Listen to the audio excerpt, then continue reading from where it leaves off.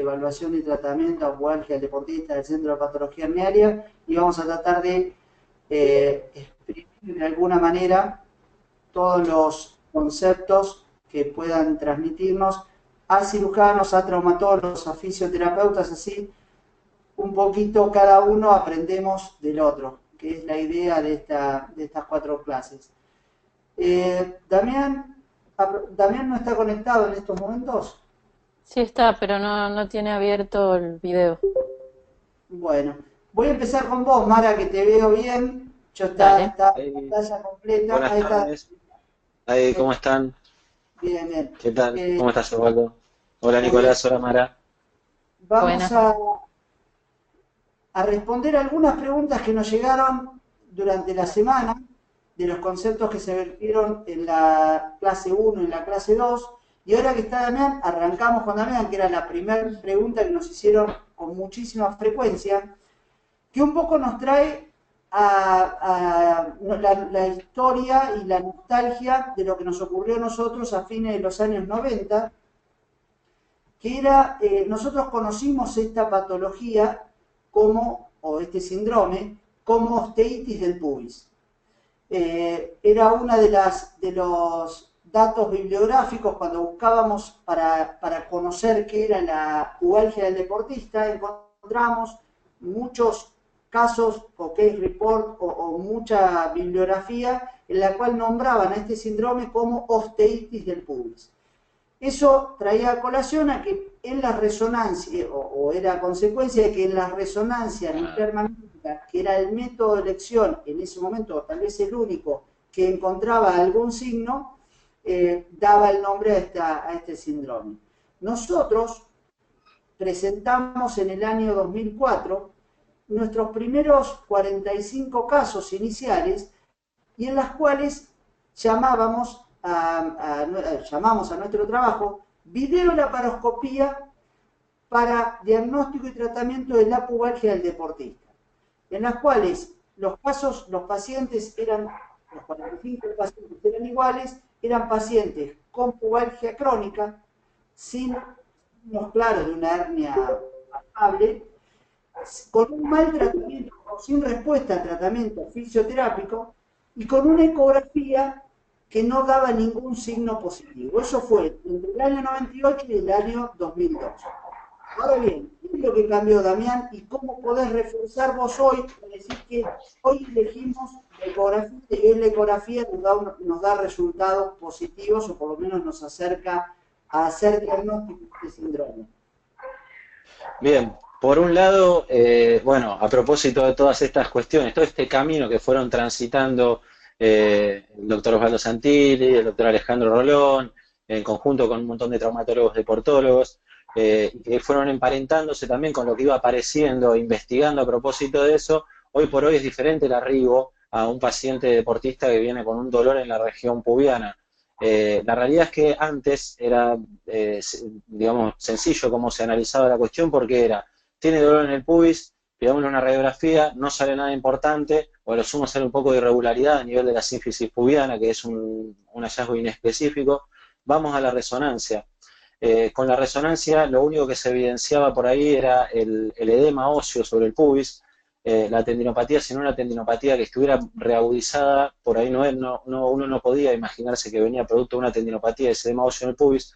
Hoy por hoy se sabe que todas las tendinopatías insercionales proximales de los aductores terminan generando la entesopatía, digamos, la enfermedad, entre comillas, de la entesis, y también desencadenan edema óseo en el pubis. Entonces el hallazgo más comúnmente, digamos, en ese momento, a donde se llegaba a la resonancia en un momento del deportista donde ya había pasado por un montón de tratamientos, donde por ahí no habían sido efectivos, era una patología que ya se podía decir crónica, era el edema en el pubis. Y el edema en el pubis para nosotros es osteitis pubis, cuando se ve el edema en el pubis, digamos, de forma uni o bilateral como un hallazgo aislado.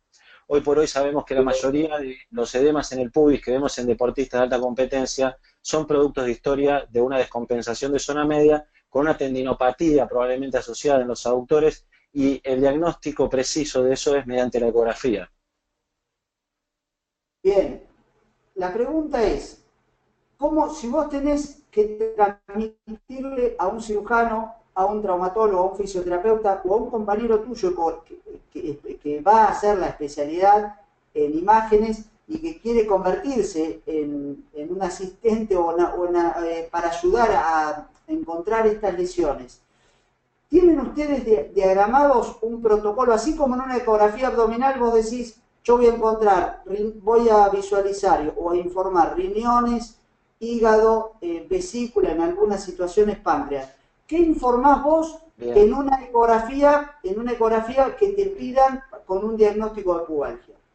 Mira, es una gran pregunta. Es una gran pregunta esta. En la formación básica nuestra como especialistas en diagnóstico por imágenes, digamos que uno aprende a ver una imagen y a describir lo que ve en la imagen.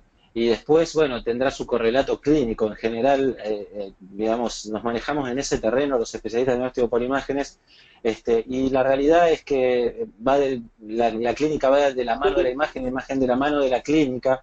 Y en estas situaciones tenemos muchas cuestiones en las que por ahí nos encontramos, en donde desde el punto de vista, digamos, purista de un imagenólogo, uno se ve con una imagen, se puede encontrar con una imagen que no es normal, un tendón que no es normal, una entesis que no es normal, pero al paciente no le está doliendo. Y por ahí tuvo una historia de dolor en esa región hace 8 años atrás.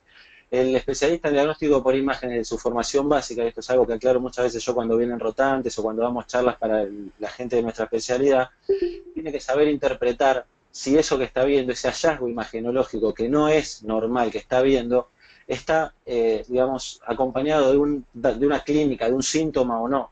Y a partir de ahí, en estas cuestiones es donde se empieza uno a confundir, desde nuestra especialidad, de cómo describo esto, cómo le transmito esto al médico derivador, cómo le explico que el tendón no es normal pero no le está doliendo.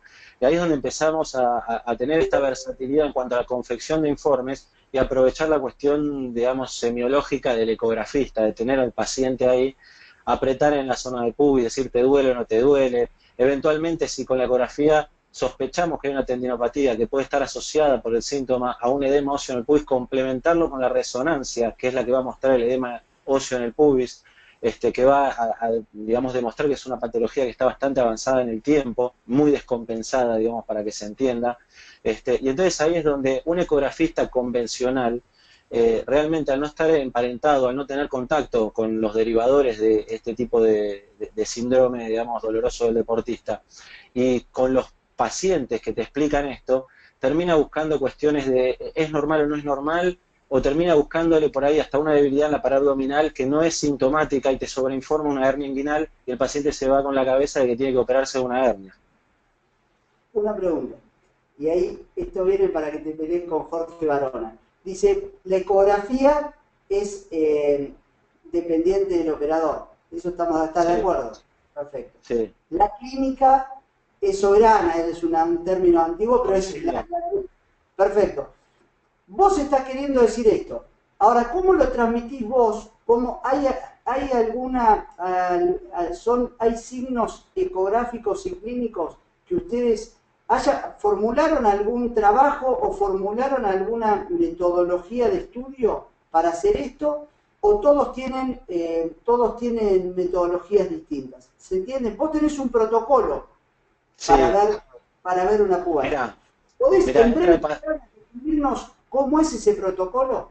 Yo recibo un paciente en el consultorio que viene con una orden de un médico que dice diagnóstico pubalgia, ecografía de región inguinal y pubis. Lo primero que hago es le pregunto al paciente la historia de esa sintomatología, que me explique cómo empezó, en relación a qué lo siente, hace cuánto lo está sintiendo, por qué tratamientos pasó, qué otros estudios se hizo, si sus estudios previos que me los traiga también, le solicito. Y ahí arranco, digamos, el diagnóstico ecográfico dirigido a lo que me llevó la anamnesis esa. A partir de ahí, si me cuenta una historia en la que yo ya sospecho, porque tuvo un dolor bajo y un dolor alto, de que hay una descompensación crónica de la zona media, arranco primero mirando la zona más sintomatológica del momento. Le digo al paciente, señalame con un dedo el lugar donde más te duele. Y empiezo apoyando el ojo directamente ahí. La mayoría de las veces es en la región donde se inserta aproximadamente a uno de los dos aductores o los dos aductores. A partir de ahí visualizo cómo está el tendón. Si el tendón es un tendón que ecográficamente no es normal y es doloroso, yo ya sé que es un tendón que tiene una tendinopatía crónica, tiene signos de tendinosis crónica, generalmente asociado a una intesopatía, que también es un signo de cronicidad, y que la tendinopatía esa está activa. Es decir, que tiene cambios en su anatomía normal, pero además está siendo sintomático. Si el tendón es un tendón que no lo veo tan engrosado, pero lo veo con cambios en la morfología, y está asociado a irregularidad en la superficie insercional, que indica también cronicidad, y no es doloroso, ahí es donde yo vuelco en el informe, que se observa un tendón que tiene características patológicas, digamos, un tendón que se ve heterogéneo, con irregularidad en la superficie insercional, pero que el paciente no señala como sintomática el área, y ahí también aclaro en el informe, probablemente se trate de cambios seculares vinculares antecedentes de tendinopatía insercional. Y en el otro caso no, en el otro caso digo, coincidiendo con el área señalada como sintomática por el paciente, se observa y ahí describo las características de un tendón patológico. Bien, espero que haya sido claro y si hay preguntas, las formulen ahora o las vamos formulando durante la semana. Hasta ahí nos trajimos la historia, resonancia magnética, osteitis, el único signo ecográfico, el único signo radiológico, por ahí radiológico. Y nuestra historia sobre esos primeros 45 casos, que los estuvimos, este fin de semana estuvimos haciendo un raconto, una evolución de los conceptos, un trabajo que estamos para presentar. En los primeros 45 casos, una de las cosas que decíamos era pacientes con dolor inguinal crónico, en los cuales llevaban todos más de 6 meses de tratamientos fisioterápicos sin respuesta. Cuando vimos las historias clínicas de esos tratamientos fisioterápicos, había, y esto, permitime Mara, no me salte, era reposos prolongados, alternados con reinicio de la actividad deportiva y reincidencia del dolor, y tratamientos con ultrasonido y magnetoterapia. Eran nuestros primeros 45 casos. Como esos pacientes no tenían favorable evolución clínica, nosotros les proponíamos una videolaparoscopía. Año 98, 99, 2000. ¿Qué cambió, Mara? ¿Cómo es hoy? Mucho. O sea, la realidad es que lo hablamos también la vez pasada con Ale, incluso hoy está demostrado que las tendinopatías, y más allá de una hernia inguinal, o sea, dependiendo de cuál sea realmente la causa que esté produciendo el dolor, hay un desbalance y una alteración en toda la zona que por más que lo tratemos con ultrasonido, con magneto o reposo, ninguna de esas 3 herramientas van a servir para que la persona pueda volver a hacer una actividad deportiva encima, porque estamos intentando que el reposo pase a ser la actividad deportiva y que se haya curado mágicamente. Entonces, hoy en día ya eso quedó por suerte relegado y lo que se trabaja es todo con ejercicios para restablecer la función normal tanto del tendón como de los músculos de la zona media que van a dar sostén y brindar un buen punto fijo para que las extremidades traccionen, los músculos se balanceen y se muevan como corresponden. Entonces, hoy nosotros, por ejemplo, no aplicamos nada de fisioterapia, no indicamos reposo. En cuanto podemos, lo movemos siempre que nos permita la sintomatología, lo movemos lo más que podemos al paciente, si podemos no pararlo, no lo paramos, dependiendo cada caso, obviamente, y trabajamos con los ejercicios específicos basados en las evaluaciones que hacemos para restablecer esta función normal. Así que estamos bastante lejos de eso. La pregunta, Mara, es esta. Sí. Hay mucha gente de los asistentes a este curso, en los cuales no han tomado todavía contacto con la pubalgia deportiva. Escuchar, sí. Nosotros tenemos una relación fluida y todo lo que vos hablás de patrones de movimiento, de funcionalidad o de estabilización o de desbalances, todo eso para nosotros es familiar. Exacto. ¿Podés explicar también con breves palabras y entendiendo de que hay gente que no tiene esta familiaridad con la pubalgia del deportista, con la tendinopatía o la hernia del deportista? Un paciente con dolor inguinal crónico, para nosotros, para nuestro grupo, tiene la obligación de ser evaluado, analizado y tratado por un fisioterapeuta. Sí. ¿Qué hace ese fisioterapeuta cuando recibe a este paciente el primer día? ¿Qué es, en breves palabras, qué es lo que hace? puntualmente, luego hacemos una evaluación donde evaluamos cómo se está moviendo el deportista, preguntamos si duele o no duele, pero más allá del dolor lo que nos interesa es cómo se mueve globalmente. No miramos el área local, puntual, que está produciendo el dolor y la clínica del paciente, sino que evaluamos más allá de esta zona, porque en general vienen con una historia de cronicidad, como bien decían ustedes, entonces ya alteró toda su mecánica normal y puede tener alteraciones y compensaciones en otras partes del cuerpo. Sí, decime, La Juan. pregunta es, vos lo evaluás en un consultorio. Sí, sí, sí, sí. Bien. Esa evaluación en consultorio. Te digo esto porque muchos pacientes o muchos médicos mandan con una orden a su paciente y desconocen cómo es el obrar bien de un fisioterapeuta. Uno no sabe qué le hicieron y muchas veces podés preguntarle. La pregunta es, vos cuando llegan a tu consultorio, primero y principal, el paciente está vestido con una ropa adecuada para ir Ropa deportiva. Sí. ¿Está Totalmente. bien? Sí, sí, sí, se le aclara. Cuando nos llaman, nosotros le explicamos en qué va a constar la evaluación y le aclaramos que vengan con ropa deportiva.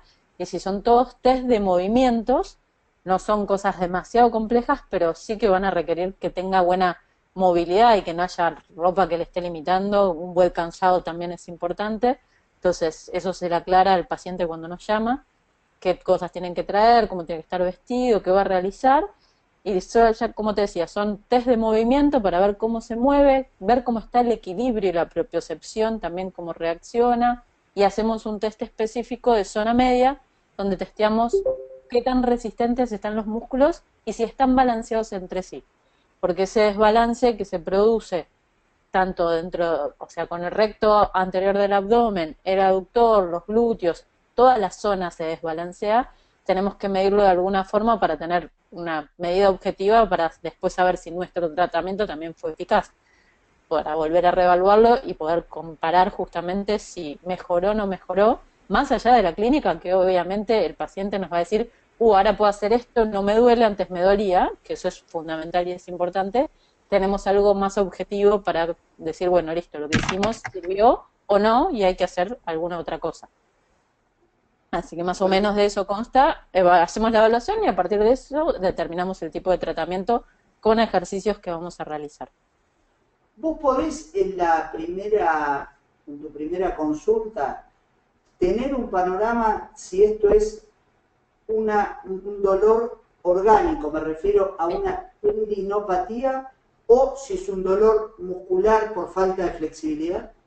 Sí, sí, sí, sí. Nosotros justamente lo que logramos con la evaluación es encontrar si hay un problema que es funcional, por así decirlo, de control motor, de cómo se activan los músculos, si se activan en el momento correcto, con la intensidad correcta, o si es que es una falla orgánica, por ejemplo, una hernia inguinal. Eso lo vamos a identificar fácilmente porque ante cualquier tipo de ejercicio que nosotros intentemos hacer, va a seguir la clínica estando exactamente igual, y en la evaluación es un camino largo que nos va llevando un algoritmo hasta que nos marca si es un trastorno anatómico, si es un trastorno funcional y si es, dentro de lo funcional, si es un problema de movilidad, ya sea flexibilidad o articular, o un problema de estabilidad, puede ser control motor, puede ser déficit en la resistencia de los músculos en la zona media. Entonces todo eso nos lo va marcando el mismo algoritmo de evaluación. No es tan sencillo explicarlo verbalmente, pero está todo sale de la evaluación. No, lo que yo quiero hacer notar, Mara, y esto para nosotros es muy importante, primero, ¿qué hace un fisioterapeuta? No es lo mismo, muchas veces nosotros explicamos a pacientes que vienen muy fastidiados de haber ido a fisioterapia y en los cuales te decían, no, y bueno, ¿qué me hacían? Y ultrasonido y magneto, me ponían la cosita arriba o me pasaban, a veces con términos que son para los pacientes vulgares, ¿no? El gelcito o un poco de calor, a otros un poco de frío, en otras situaciones el magneto, y casi no, quedábamos 10 minutos ahí. ¿Y cuánto llevas con eso? Ya he hecho 30 sesiones. Es muy difícil para nosotros después decirle, bueno, ¿y qué está indicado ahora? hacer fisioterapia. Para el Claro. paciente eso lo lleva muchas veces a tener una desconfianza del plan que va a iniciar. Y por eso te comento esto, porque acá hay cirujanos, acá estamos reunidos, por supuesto, no es esto para los fisioterapeutas que están sumados a esta charla, pero sí para los que no están muy familiarizados de que esto es así. No, como vos decías, Osvaldo, o sea, lo primero que hacemos es evaluarlo, como todos ustedes. Si nosotros no evaluamos al paciente, no sabemos ni para dónde ir. Entonces, empezar a hacer un trabajo protocolizado con todo el mundo lo mismo, lo más probable es que fracasemos. Entonces, lo que nosotros menos queremos es fracasar, por ende hacemos la evaluación pertinente y a partir de ahí determinamos el tratamiento. Y nos llegan a nosotros también ya desgastados, nos dicen, ¿qué vos me vas a hacer?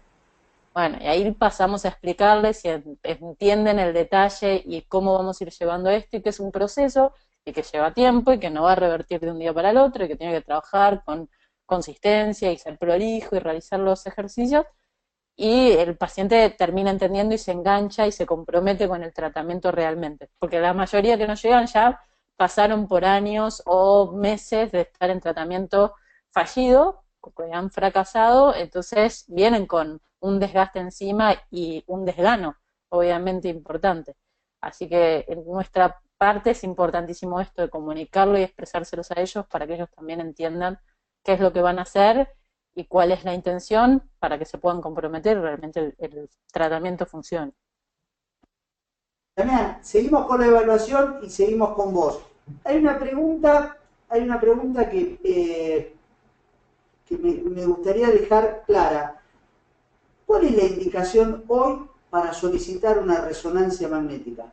Cuando un cirujano o un traumatólogo en una pubalgia está totalmente consentido solicitando una resonancia magnética. ¿En qué situación? Bueno, en primera instancia hay que pensar en lo que evidencia de forma clara, o sea, dónde tiene mayor sensibilidad, mayor especificidad la resonancia magnética. Una de las situaciones es la que hablábamos hace un ratito, que tiene que ver con mostrar el edema óseo en el pubis. Si uno tiene una ecografía, que ya está hablando de una tendinopatía insercional crónica, y quiere terminar de evaluar bien toda la región, un estudio complementario útil es la resonancia para ver si hay edema óseo en el pubis, que indica mayor cronicidad y también va a posicionar al paciente en un lugar, digamos, vamos a decir, un acto de conciencia de dónde está parado en cuanto a los tiempos que le va a llevar ir recuperando todo eso. Siempre estamos hablando de gente que hace deporte y el deportista es un paciente que el síntoma lo pone muy ansioso y lo quiere resolver de forma inmediata.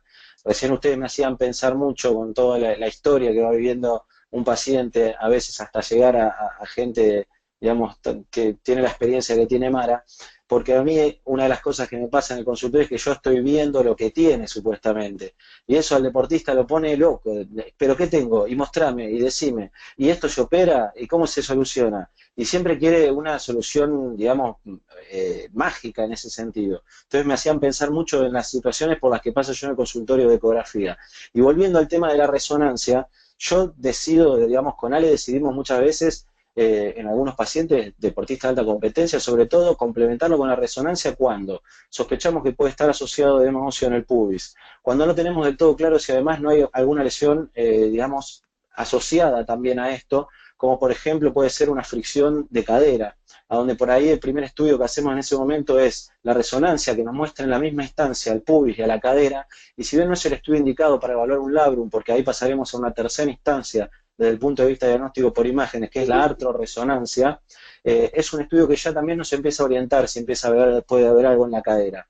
Y lo otro que es importante es la historia que cuenta el paciente. Por ahí se van a encontrar muchos, digamos, de los colegas nuestros que están ahora aquí en la charla esta, con trabajos, papers, que hablan de diagnósticos diferenciales desde el punto de vista de resonancia de dolor en la región pubiana o inguinopubiana. La realidad es que un deportista de alta competencia me puede venir con un dolor en esa región, con un desgarro del obturador externo, que no es un músculo que se desgarre tan frecuentemente, o del pectíneo, vamos a decir, y te viene con un dolor ahí, pero tiene una historia completamente distinta a la historia de la pubalgia del atleta o pubalgia del deportista. Es un deportista que tuvo un tirón, que tuvo un movimiento brusco, que tuvo una historia corta de esa sintomatología y de esa impotencia funcional, y que tiene un inicio, un gatillo, un disparador. Entonces la resonancia puede servir en esos casos para también evaluar musculatura profunda de la pelvis, que se puede generar lesiones de ahí, y entre otros diagnósticos diferenciales un poco más alejados, porque son muy poco frecuentes, lo que se llama una fricción isquiofemoral, que es un dolor, digamos, más profundo, más en la zona isquiopubiana, para que se entienda. También fracturas por estrés en los maratonistas, que muchas veces es un dolor crónico y desafiado, y que por ahí ese sí viene con un diagnóstico probable de una pubalgia, y termina siendo una lesión por estrés óseo. Perfecto, perfecto. Mara, ¿qué haces vos con una lesión por estrés? En esa situación, ¿cambia tu tratamiento? ¿Sigue siendo igual a las tendinopatías? ¿Ahí sí está indicado el Sí. reposo? Hay muchas cosas que voy a poder seguir haciendo igual, porque la mayoría de los ejercicios nuestros son sin impacto y en el piso, y progresivamente los vamos llevando al de pie y al impacto. Entonces, dependiendo de cómo sea la imagen y demás, probablemente muchos ejercicios los pueda seguir haciendo. No lo voy a mandar a hacer impacto, obviamente, eso está más que claro, y irán haciendo tanto resonancia o tomografía, lo que sea necesario para ver cómo va evolucionando esa fractura por estrés, y a partir de ahí iremos modificando también nuestros ejercicios, pero mientras pueda hacer ejercicios que no le produzcan un aumento de su sintomatología, seguimos trabajando. Voy a estar más limitada, alguno podrá generar una tracción en la inserción que despierte su dolor por la fractura por estrés que tiene, pero lo voy a ir manejando y tratando de que siga haciendo por lo menos todo lo que pueda, que lo siga haciendo. Damián, vos hablaste recién de una lesión que para nosotros, los cirujanos, se ha incrementado significativamente en la consulta, que es diagnosticar una lesión en el pectíneo o en el psoas ilíaco. Y para nosotros es de fundamental importancia. Yo estuve haciendo un comentario, estuvimos presentando un trabajo ahora en el Congreso de la European Hernia Society, en la cual hicimos una evaluación de los últimos 2 años, y vimos 1000 pacientes que nos consultaron cuando nosotros hicimos el searching de pacientes con pubalgia y que traían una ecografía de otro grupo, una ecografía con hernia inguinal. Bien, cuando nosotros lo sometimos a la evaluación multidisciplinaria, terminamos diagnosticando más de 1000 pacientes, cambiando el diagnóstico y encontrando que esa causa del dolor eran tendinopatías, y esa ecografía fue un hallazgo ecográfico como tal. ¿Cómo, primero y principal, vos estás viendo esto en tu centro? ¿Estás viendo como segunda consulta o como interconsulta pacientes que fueron diagnosticados con ecografía que decían que tenían hernias y una sintomatología totalmente distinta? ¿Incrementó por ustedes? Sí, es cierto, nos llegan pacientes con estudios ecográficos previos que hablan de una hernia inguinal, este, y digamos que cuando ya le hiciste un estudio diagnóstico por imágenes a un deportista y le dijiste algo que tiene porque se vio en una imagen, a veces es más complejo todavía, digamos, retrotraerse, al volver unos 3 casilleros para atrás y volver a arrancar desde ahí para otro circuito, para otro lado. Pero no queda otra, hay que hacer marcha atrás y tomar la ruta correcta. Y en ese aspecto yo lo que trato de hacer generalmente es en el consultorio mostrarle la hernia, decirle la tenés, ¿sí? Mira, ves, acá está, la tenés, se la muestro en la ecografía, le hago la maniobra de Valsalva, le indico dónde es, le muestro que ahí no le duele, que eso no le está generando ningún dolor, le aprieto en la zona, le muestro la zona y le muestro, digamos, en el caso de, por ejemplo, una tendinopatía renal del pubis, del pectíneo asociada a una tendinopatía del aductor, que generalmente ahí las fibras del pectíneo se mezclan un poco con las del aductor y son difíciles de diferenciar una de la otra, o la del aductor termina llevando también al aductor medio, al aductor mayor y al pectíneo muchas veces. Pero bueno, lo que hago es mostrarle a dónde le duele y decirle, acá te duele, y muchas veces también, si tengo la fortuna de que sea algo unilateral, le comparo con el tendón del otro lado y le muestro la diferencia también de ese lado, para que el deportista se vaya sabiendo que tiene también una alteración anatómica, pero que no es sintomática y que no es lo que tiene que ir a tratar. Ahora, un tema que es 100% de los cirujanos. ¿Vos ecográficamente, qué hallazgo tenés de hallazgo, hallazgo de hernia chica, hernia tipo 1, asintomática. Tipo 1 me refiero a ese saquito que vos ves o esa zona débil. Ustedes, como los conozco, por eso sé la pregunta, es, están habituados a hacer ecografías abdominales, a hacer ecografías inguinocrurales o a hacer muchísimas ecografías, de hecho el centro de referencia de ecografías musculares. ¿Tenés más o menos una estadística de qué índice hay de hallazgos ecográficos de hernia? Mira, el número preciso no te lo puedo decir, lo que sí te puedo asegurar es que, por ejemplo, para preparar alguna de estas charlas, va a ser muy ilustrativo el ejemplo. Muchas veces yo tengo cargados todos los informes que hacemos en nuestro servicio, entonces busco por palabras. Entonces pongo en las palabras en el buscador para que me aparezcan todos los informes que tienen eso, debilidad de la pared abdominal, y la verdad es que me aparecen cantidad impresionante de informes. Es decir, es un hallazgo ecográfico muy frecuente, una debilidad de la pared abdominal. ¿Cómo se puede ver? Como una fascia, digamos, que se abomba más de lo normal, ¿sí? Y eso ya simplemente es una debilidad de la pared abdominal. ¿Cómo se lo grafico yo al paciente para que lo entienda? Porque enseguida me preguntan, ¿tengo la hernia? ¿No la tengo? Le explico que es como el elástico de un pantalón que se venció y por eso está más débil esa zona y simplemente es eso. Y le aclaro, en el informe va a decir esta palabra y significa esto, porque si no el paciente también se va confundido con que es una hernia o no es una hernia, y es un hallazgo sumamente frecuente de encontrar. En los deportistas recreativos, te diría, de arriba de 30 y pico de años, es prácticamente imposible que no me encuentre con una debilidad de la pared abdominal. Y la realidad es que la mayoría son asintomáticas. O sea que hay que tener mucho cuidado en cómo lo vuelca uno en el informe, porque realmente la mayoría no están generando un síntoma. Bien, y eso se está haciendo notar en la especialidad de ustedes, o sea, lo debaten, lo discuten, cómo informarlo, porque nos generan a los cirujanos un problema grande en dos sentidos. Uno, nos puede inducir a hacer o a indicar una cirugía errónea, ¿está bien? De una forma errónea. Y eso no es solo el problema, sino que puede llegar a generar, que es lo que vimos también que está pasando, a aumentar el dolor crónico postoperatorio. ¿Y qué quiere decir eso? Cuando vos analizás el dolor crónico postoperatorio, los cirujanos que están acá conectados, me gustaría que nos den su opinión, el dolor crónico postoperatorio a nivel mundial se ha incrementado. Pero cuando vos estudiás ese dolor crónico postoperatorio, o sea, cirugías que pacientes que fueron sometidos a una hernioplastia y persiste un dolor inguinal. Cuando vos lo analizás, ves que hay muchos de esos pacientes en los cuales ya tenían una cierta sintomatología preoperatoria. Nosotros estudiamos 78 pacientes, a los cuales nos interconsultaron otros equipos con pacientes con inguinodimia postoperatoria, y encontramos en esos 78 pacientes lesiones de cadera en 5 oportunidades, y el resto, todas tendinopatías de pectíneo, psoas ilíacos, que con un buen tratamiento kinésico se sacó. Entonces, la pregunta es, ¿están debatiendo eso los imagenólogos o no?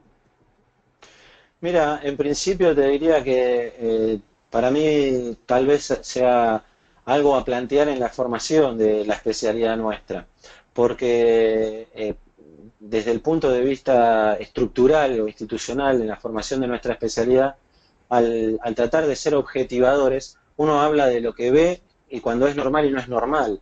Entonces, en ese aspecto se genera cierta confusión. Yo creo que es un camino, sobre todo en estudios como la ecografía, en donde uno está en contacto con el paciente y todo eso, que es un camino que estamos empezando a desandar los imaginólogos, los médicos que se dedican también a la ecografía, de empezar a comprometerse más desde el punto de vista, digamos, médico con el paciente y empezar a volcar un poco más esa sensación sobre el informe.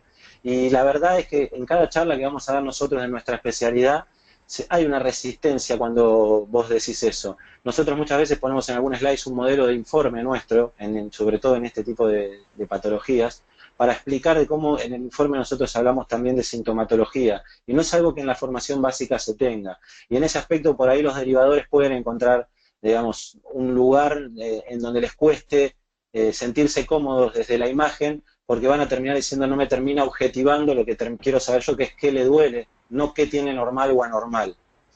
La verdad es que es un trabajo que estamos haciendo en los médicos cada vez más jóvenes y que por suerte va aprendiendo en mi experiencia. Bien, Mara, hay una pregunta que es 100% para nosotros Sí. y acá la quiero desglosar bien. Primero la quiero aclarar. Nos preguntan, dame un segundito, quiero ver bien la audiencia, que es, bueno, el nuevo Jorge Jiménez Barona, que dice, en los casos de hernia y pubalgia, ¿qué trataríamos primero? Yo voy a hacer primero una aclaración. Pubalgia es un síndrome de dolor inguinogénito crural en deportistas. ¿Está bien? Lo que quiere decir es un síndrome, nada más. Las causas son hernias, tendinopatías o lesiones de cadera. Entiendo que Jorge, hay dos cosas que puede haber preguntado. Si hay una hernia inguinal, como la que conocimos los cirujanos, bulto chiquito, o tal vez una hernia palpable, pero no bulto como tal. Y un cuadro de pubalgia, ¿qué trataríamos primero?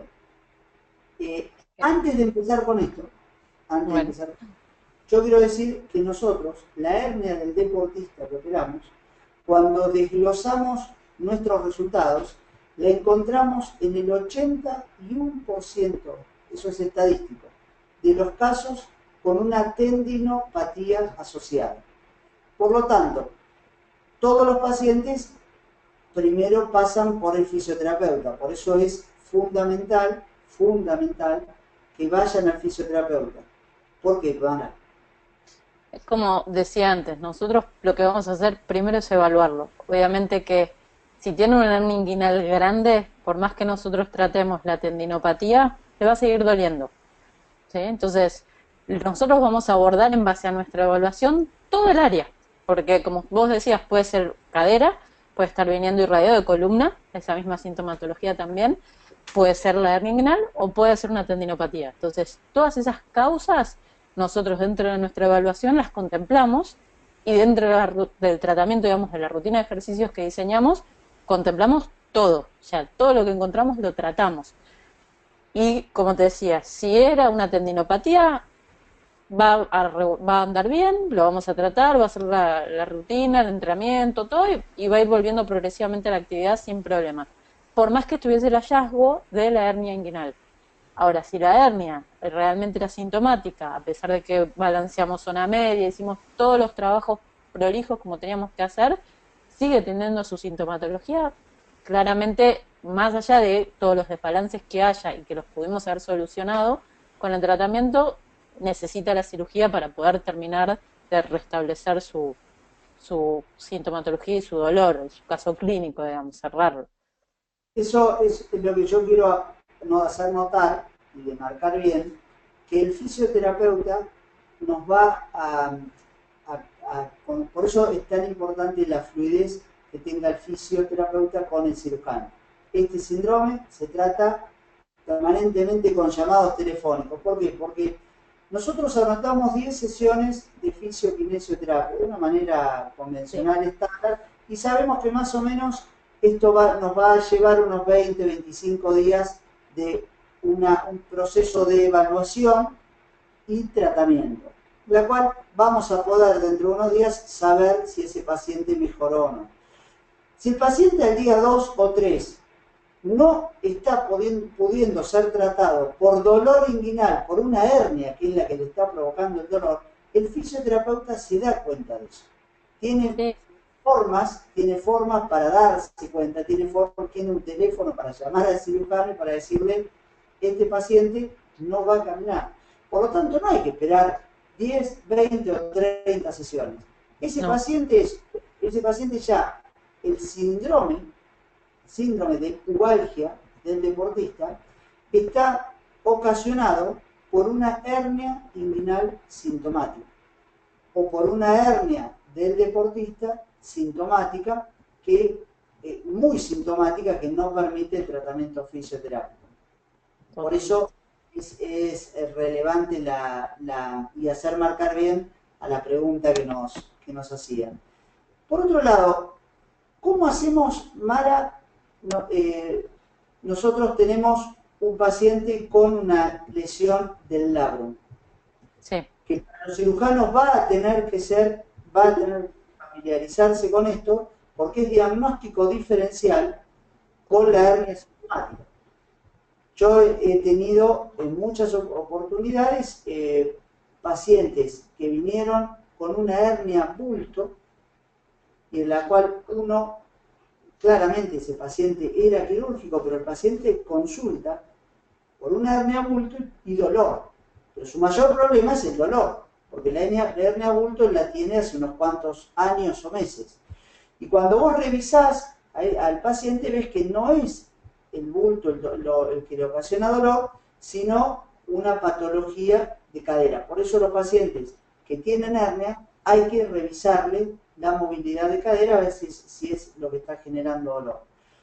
Primero, Damián, ¿cómo haces diagnóstico? ¿Qué utilizás para ver la cadera en ese paciente? Yo te mando para una ecografía, sí que me va a marcar que tiene un bulto nervio, por lo tanto hasta te diría, la subestimaría y preferiría, podría no solicitártela.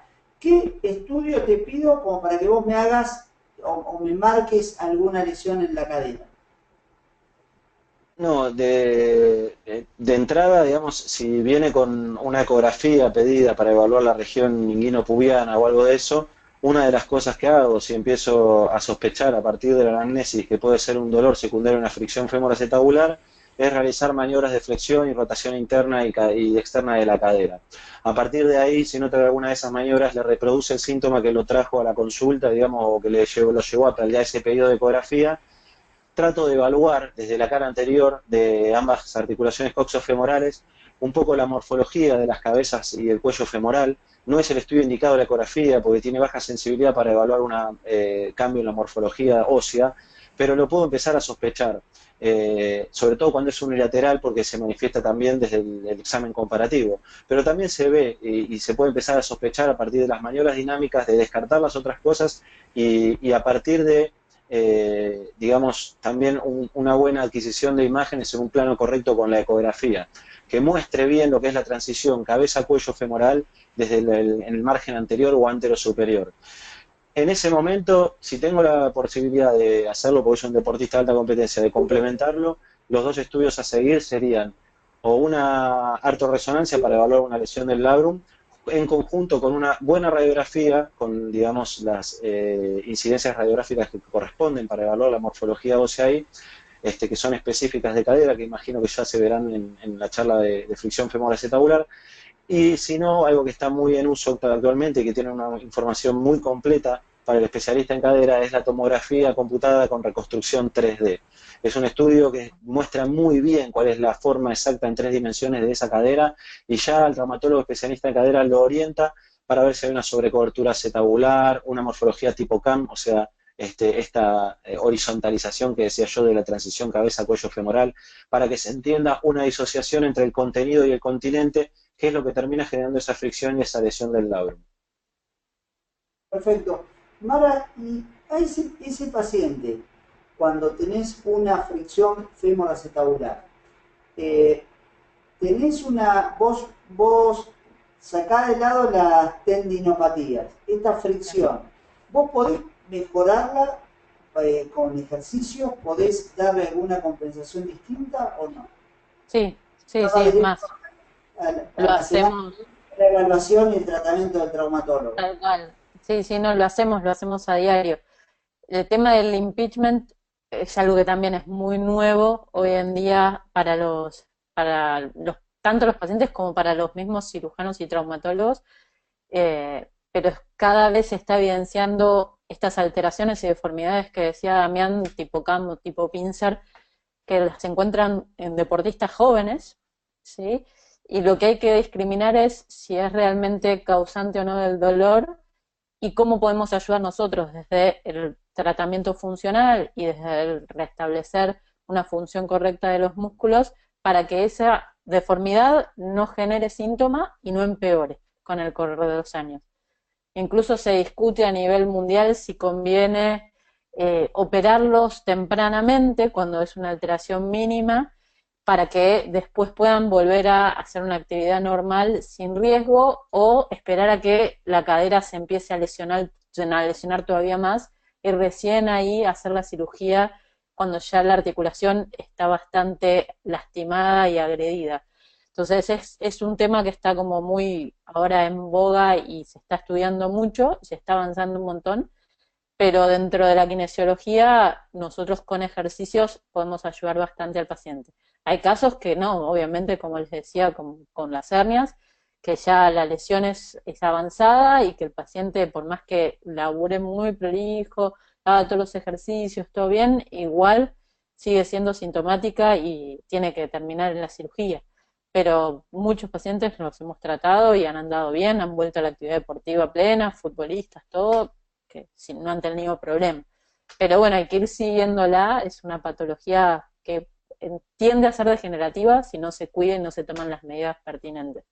Entonces, está bueno el estar en contacto entre nosotros justamente para decir, bueno, encontramos esto, está mejorando, pero cuidado incluso con el preparador físico, que acá nos falta ese segundo escalón cuando vuelven a la actividad deportiva, bueno, ciertas actividades de impacto que no convienen que hagan, no sé, indicarle y que hagan un entrenamiento diferenciado para ese deportista y asegurarnos que pueda durar su carrera deportiva mucho más tiempo y no tenga que verse cortada por una cirugía con las secuelas que trae una cirugía y el tiempo de estar parado, ¿no? Para un deportista es altísimo ese riesgo. Así que podemos ayudar a muchos y hay otros que ya no les podemos dar esa mano. También, última pregunta a vos y después voy a contestar lo de qué hacemos con una hernia asintomática. ¿Cuánto, ¿Cuánto labrum roto hay en personas normales? Mira, la verdad No, es que... personas asintomáticas. No, me refiero, Mira, hoy, sí, sí, la, misma, sí. la misma situación que con la ecografía. Con la Vamos por... hernia, nosotros hablamos el labrum roto en deportistas de 30 a 40 años. Bien, vamos por partes. Por un lado, la evidencia del labrum roto, salvo que sea una cadera que esté muy sintomática y tenga una sinovitis, es decir, que tenga un incremento en el líquido intraarticular de forma patológica, el labrum roto es difícil de evaluar en cuanto a una ruptura aguda producto de un pinzamiento en un deportista de alta competencia. Ahora, un labrum degenerativo, que sería un labrum que ya no tiene la forma habitual, que tiene menor volumen, se ve irregular y que está asociado o a pequeños osteofitos en el sector marginal del acetábulo, o a pequeños osteofitos en la transición cabeza-cuello femoral, por ejemplo, y con una ligera morfología tipo CAM o con una ligera sobrecobertura, es un hallazgo sumamente frecuente en cualquier persona que haya hecho deporte, por más que haya sido recreativo, no haya sido de alta competencia, a lo largo de sus primeros 30 años de vida, te diría. Una resonancia de pelvis en cualquier persona que está haciendo deporte después de los 30 y pico de años, ya se ha hecho deporte recreativo de alta competencia, generalmente ya me empieza a mostrar un labrum que está teniendo una ligera alteración y que normalmente no es sintomático, y como explico yo muchas veces es un cambio normal de la historia de la vida de esa persona, y a veces ni siquiera, o te dirían, a veces no, nosotros ni siquiera lo informamos, salvo que veamos que esté asociado a edema óseo, y descartemos, digamos, otras cuestiones que estén sintomáticas respecto a los otros diagnósticos diferenciales. Nosotros no informamos un labrum de aspecto degenerativo si lo vemos como una cuestión que puede ser normal, acorde a la edad y a la historia de ese paciente, ¿se entiende? Está perfecto, está perfecto. Muy bien, voy y acá le pregunto a Nicolás, que por ahí estuvo presente todo y no tuvo la opción de hablar. Nico, hay una pregunta que nos hacen acá que es, ¿qué hacemos con una hernia asintomática? ¿Qué es lo que... hay otra más que nos hicieron la semana pasada.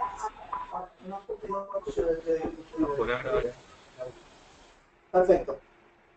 Se escuche por esta, te voy a escuchar por acá. Directamente entonces pasa.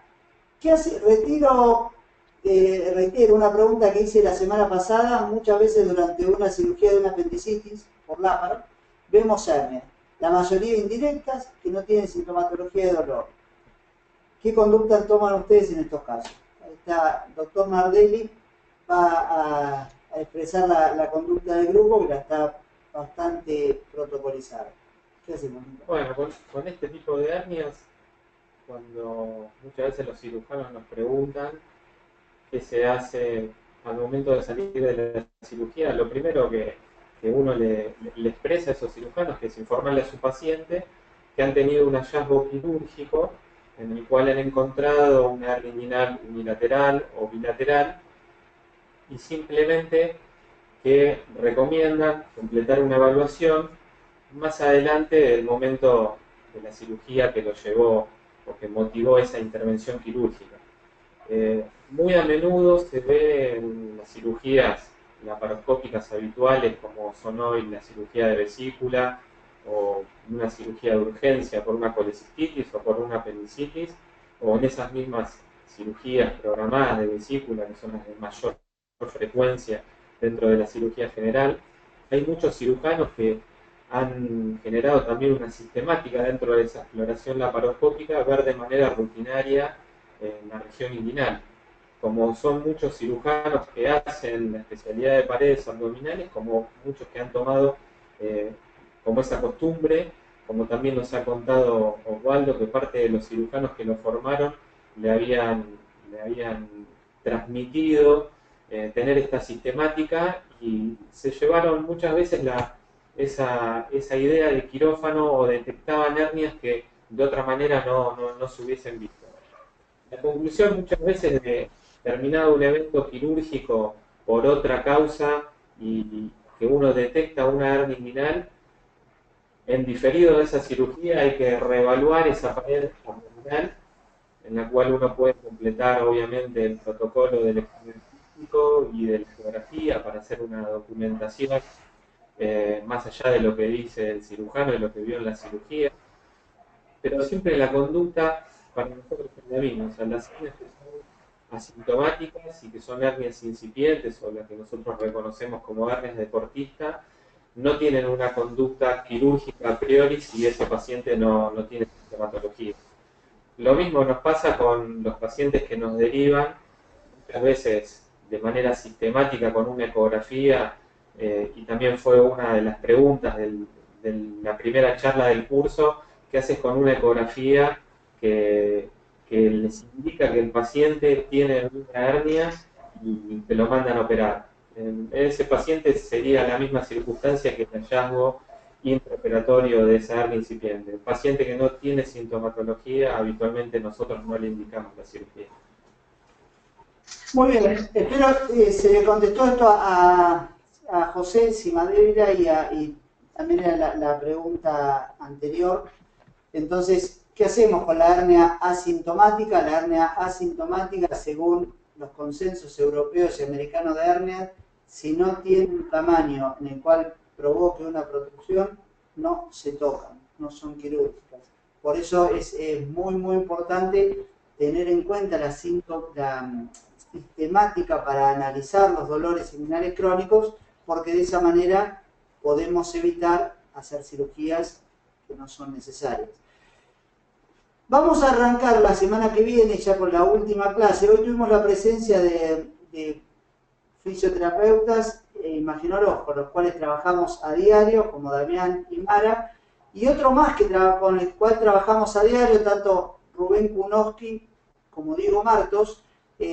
Probablemente la semana que viene vamos a poder nutrirnos de su experiencia y de su herramienta bastante novedosa, porque si bien tiene ya más de 5 años, ha sido muy novedosa y de muchísima utilidad para evitar cirugías que antes, en los últimos 10 años, está Rubén, de Don Cámara y todo.